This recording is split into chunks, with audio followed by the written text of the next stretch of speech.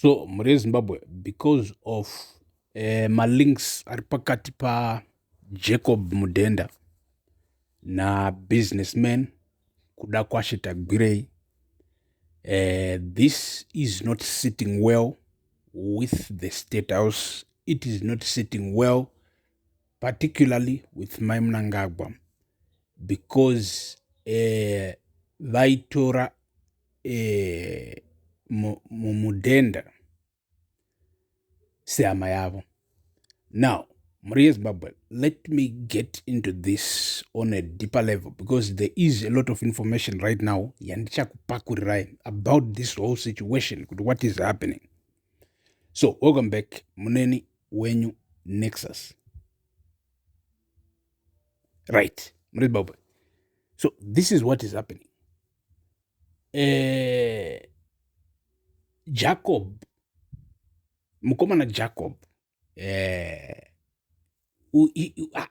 kudla kuviri, because game riri kutambwa muZimbabwe politics right now nderimwe game rimwe riya rerokuti mafanisi.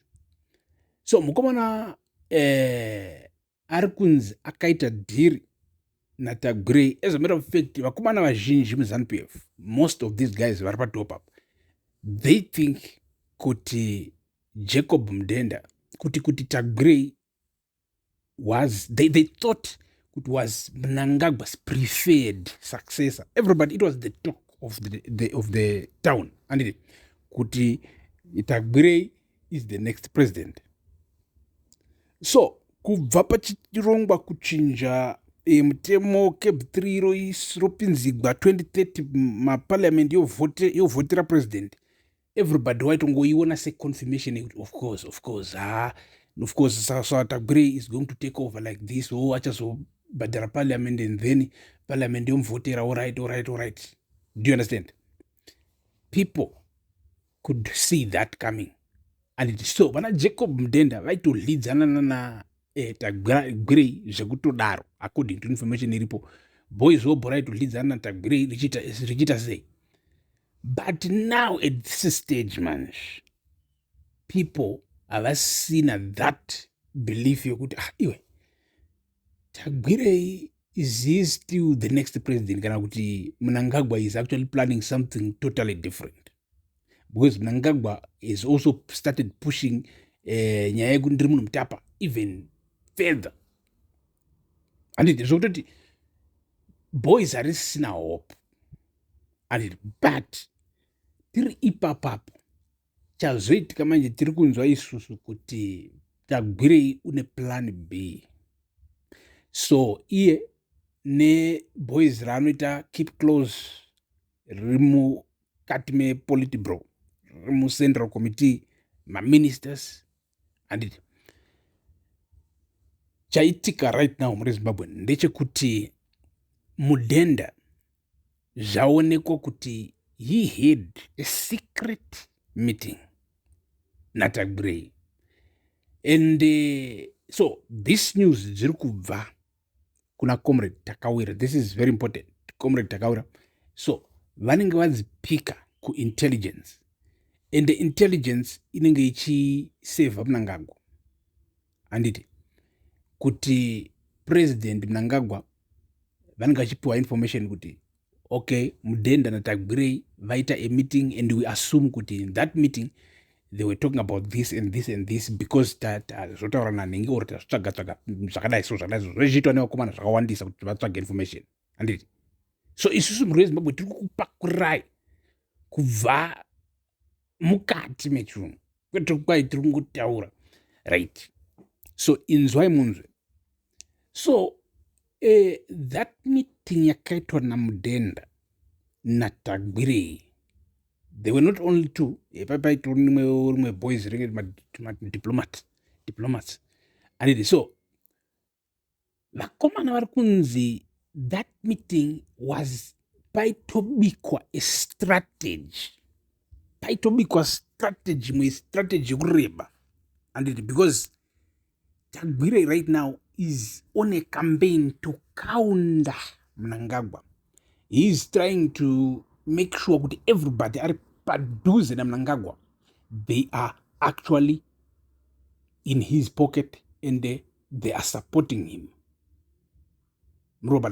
This is like this is what is happening. Kuti Tagbreka iachigaya ari kuto strategize. So this meeting tiri kunzwa kuti vakomana they concluded no in this meeting because they were not inside but vakaita message dzavo but they concluded in this meeting pakabikwa strategy yekuti Tagwire unoda kumeka sure kuti vese vari padhuze naMnangagwa they will not suggest kuti Mnangagwa arambe achienda kumberi kwaari but they will suggest kuti apike his successor and then that successor ozokambena muna 2030 handi muri pabata and Tagwire since vanhu ava achinzi ari kuvaisa muhomwe one by one ndo information iripo right now kuti vari kupinzwa muhomwe because kupinzwa muhomwe unogona kumbopinzwa muhomwe for rimwe dhiri handi muri kuona zvakaitika pana Rutendo baba kuti Rutendo matinyarare wakangoti iye asangana naTagwire akaita dhiri naTagwire ndokumubhadhara Rutendo akatofunga kuti in life yangu never be the same because vaTagwire vachagara vachingonipinza madhiri ndichingoita mari izvo dhiri raingova rika1 mukomana akuti anobhadhara right zvakamira zvakadaro. So Tagwire unogona kunge before akatombopinza rimwe boys rinoseri muhomwe but zvechina nokuti idhiri rei apa takutaura big deal man. murezimbabwe vanototiudza vanokuudza kuti Tagwire already knew waitozviziva kutoti iye kuti apinde pachinzvimbo ichi pachanetsa pacharema. As a matter of fact takambokuudza isusu kuti back kuna 2016 because this is connected and it's important. Back kuna 2016 2015 takaripota pana kwete kuti back then but takaripota about that story kuti chakaitika kuna 2015 2016 chokuti Tagwire wakatombofanda vana Nelson Chamisa. I think it's a non issue wakafanda opposition vana Tsvangirai etc anditi and tiri kunzwa kuti wakataura iye kuti kana if you can't beat them join them and then ndo pakajoina tikazonzwa nyaya yekuti wakazosapota Grace akazoita sei zvikazoita sei anditi. Now murezimbabwe Tagwire aitova neidea yekuti Mnangagwa will not just step down, he will try because iri igame reinfluence kuona kuri kuinda nemhepo anditi ende Mnangagwa une mari refu Tagwire une mari refu vose vari mukati mastate resources anditi so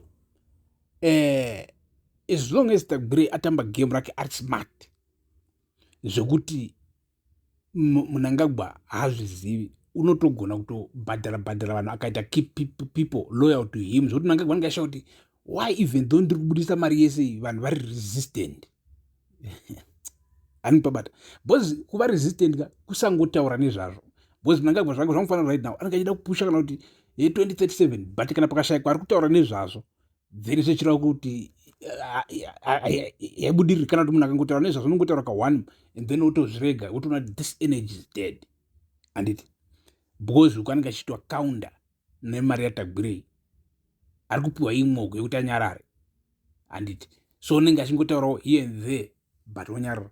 So murezimbabwe Jacob Mudenda nyaya iyi iri kumupinzisa pama1 atiri kunzwa kuti this information tiri kunzwa kuti allegedly yasvika kuna president from the intelligence zvatataura so yasvika ikokoko zvinotaridza kuti havasi kufara and panogona kuitwa mamwe mamoves handiti so we are watching the space. Stay tuned panapo because tichange chikupai more updates.